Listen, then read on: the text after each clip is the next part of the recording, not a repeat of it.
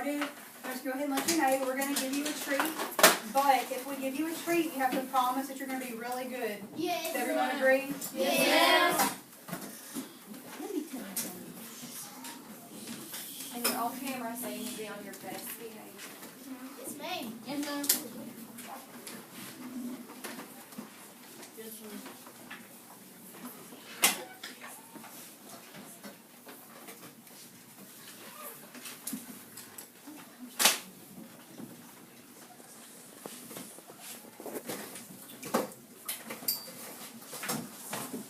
Alright, so what we're going to do today, I know that Miss Stewart has been teaching you about annotating the text. Is that right? Yes, ma'am. Who can tell me just a quick, in your own words, what annotating means? Yes, ma'am. When you underline your important things. Okay. What's another thing you do when you annotate? Tyler? You make a summary sentence, summary paragraph. When you annotate the text? Well, maybe after you read the text. Yes, ma'am? It means unravel the text. Unravel? Yeah, that could be right. What we're going to work on today when we're annotating, we're going to circle words that we don't understand, and we're going to underline things that are important. But first, just so we can get kind of a visual of this, what I'm going to do, I'm going to give everyone a treat, and just when I give it to you, just eat it, okay?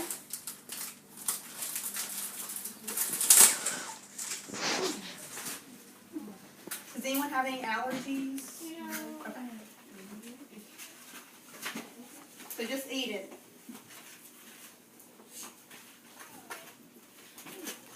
I'm not going to worry about this. Underline important things and circle or phrases that are confused or unknown. I need one.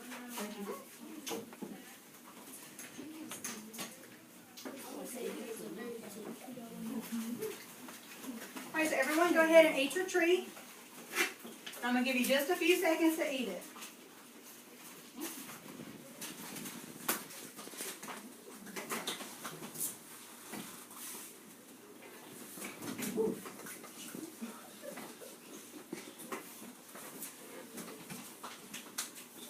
Alright, it looks like most of you haven't eaten. So raise your hand and just someone tell me what you just ate. Yeah. An Oreo. An Oreo, okay. Anyone else have something different what you just ate? Yes, ma'am? A cookie? Alright, so when we think about an Oreo and a cookie, is that really detailed? No. Not really. I mean, because a cookie could be anything. If we know what an Oreo is, then yes, an Oreo. So when you're reading and you just read something really fast, do you really pay attention to the details? No. No. Okay, so I'm going to give everyone a treat again. But this time, don't eat it yet. Or delicious Just eat it. Oreos. So what we're going to do, wait until everyone gets your cookie, and we're going to do some things with our Oreos this time to help us understand why we should annotate a text.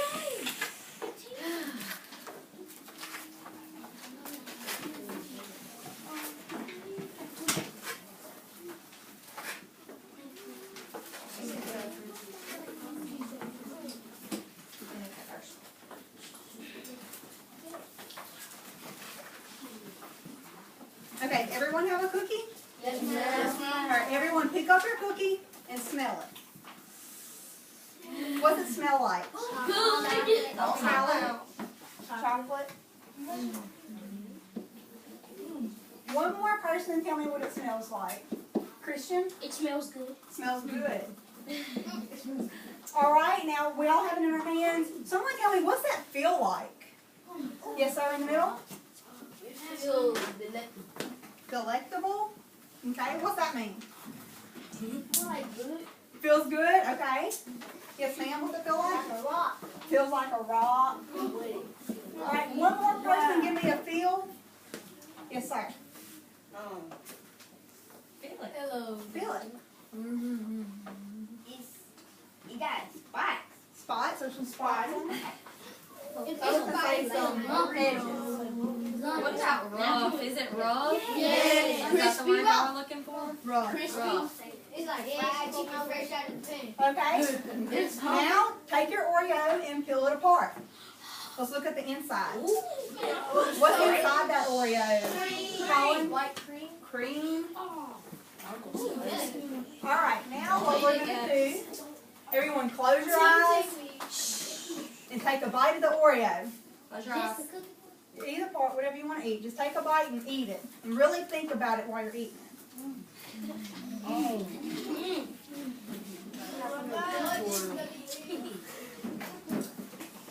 I'm taking a trip to Lucky Climb Bucket Gold Rainbow Leveling. Alright. So, has everyone gotten a good taste of it? Yes, sir. Alright, so for right now, just put your cookie to the side.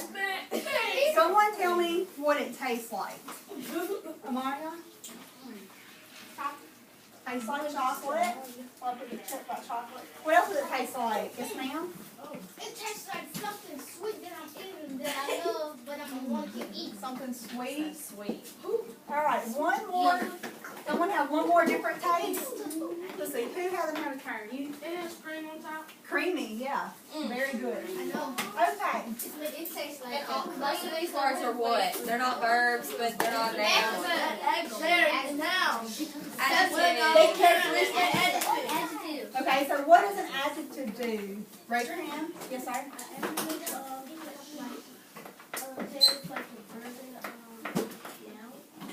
Well, what's it tell about the noun or the verb? Something about it. It tells something about it. So an adjective describes.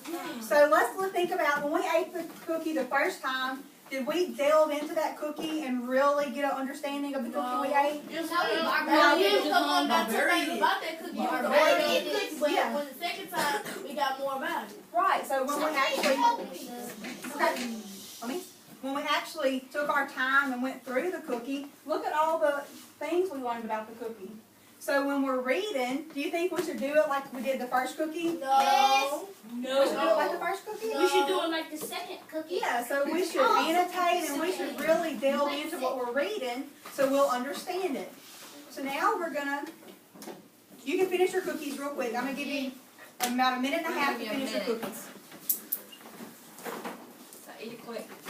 It tastes like a chocolate wafer covered in cream, going through a leprechaun bucket of gold on a rainbow covered in a red and a yellow. A unicorn. Right, you can't be eating your cookie if you're talking. I'm done.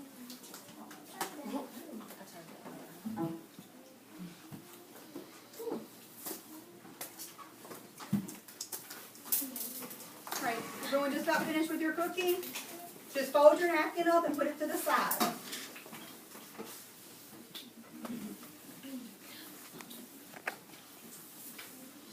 Alright, everyone should have a copy of the bake sale on your desk. So get it out so we can all read it.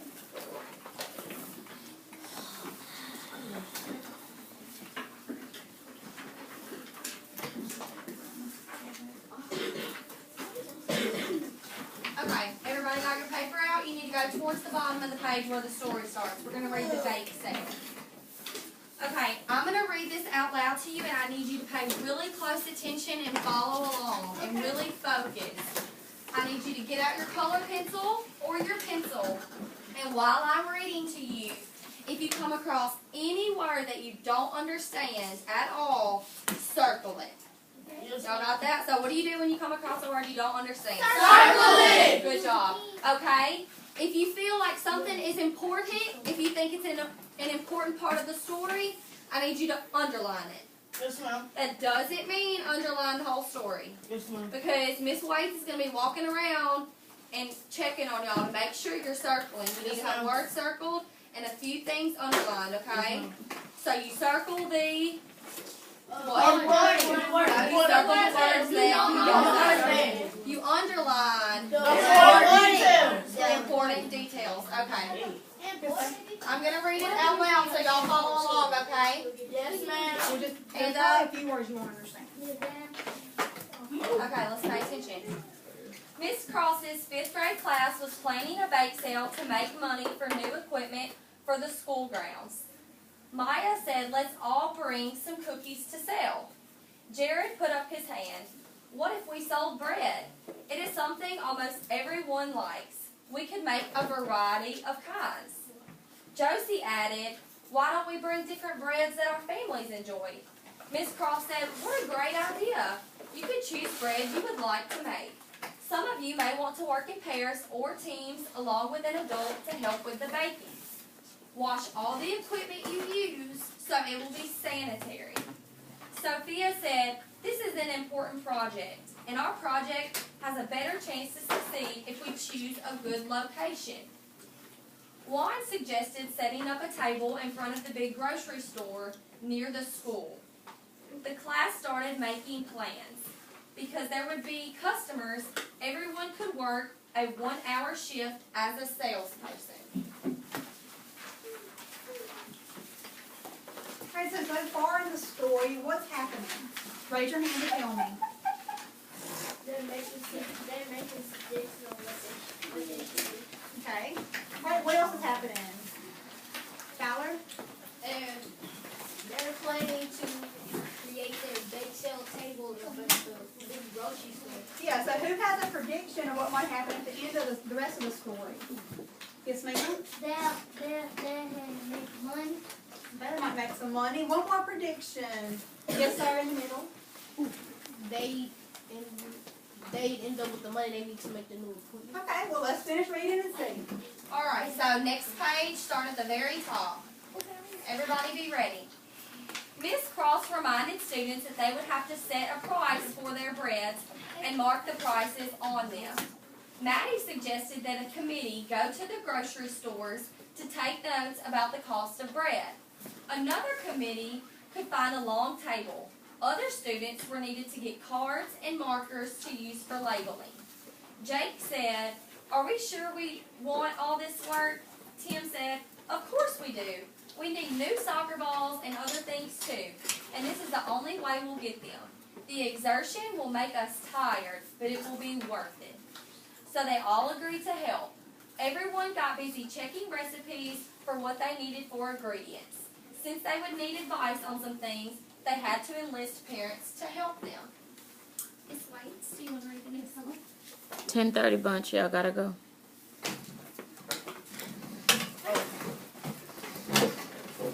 Quickly.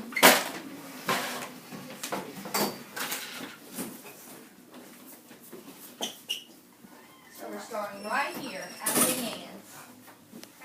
Leanne loved the manchu, or steamed buns, that her grandmother learned to make in China before coming to America.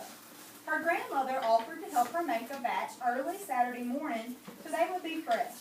When Leanne got to her grandmother's house, the dough of water, a little sugar, yeast, and flour was mixed and rising.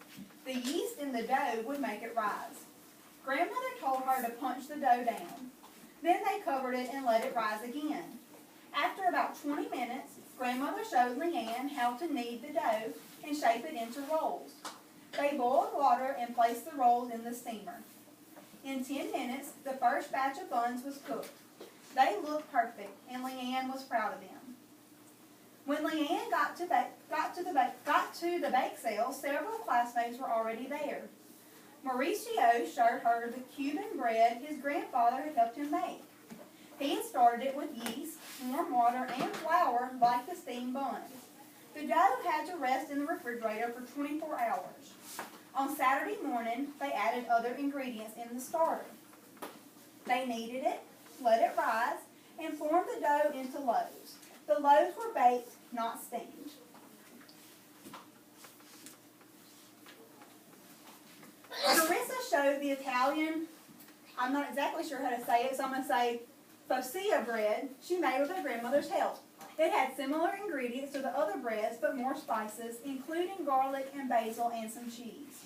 Eric brought crusty rye sourdough bread. His mother helped him make it the way her mother from Germany had taught her.